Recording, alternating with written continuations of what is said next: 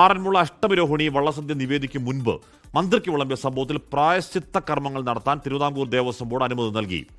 തന്ത്രിയുടെ സമയം ലഭിക്കുന്ന മുറയ്ക്ക് പ്രായശ്ചിത്ത കർമ്മങ്ങൾ നടത്താനാണ് തീരുമാനം. മന്ത്രി വി എൻ വാസവനും മറ്റ് ബന്ധപ്പെട്ട VIP-കൾക്കും ആറന്മുള അഷ്ടമിരോഹിണി വള്ളസദ്യ നിവേദിക്കും മുൻപ് സദ്യ വിളമ്പിയത് വലിയ വിവാദമായിരുന്നു. ഇതിൽ ആചാരലംഘനം നടന്നെന്നും പ്രായശ്ചിത്തം ചെയ്യണമെന്നാവശ്യപ്പെട്ട് തന്ത്രി രംഗത്ത് വന്നിരുന്നു.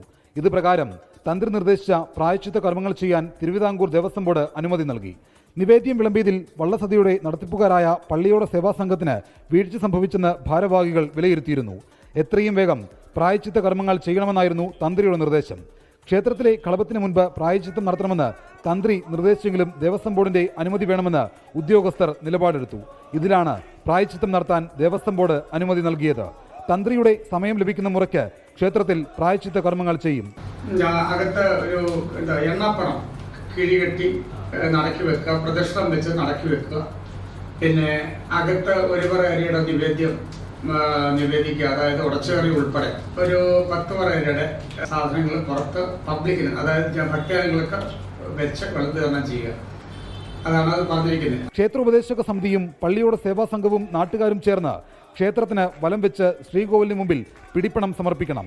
അകത്ത് ഒരു പറ അരിയുടെ നിവേദ്യം ഭഗവാന് സമർപ്പിച്ച ശേഷം 10 പറ അരിയുടെ സദ്യ നൽകണമെന്നാണ് തന്ത്രി നിർദ്ദേശിച്ച പ്രായശ്ചിത്തം.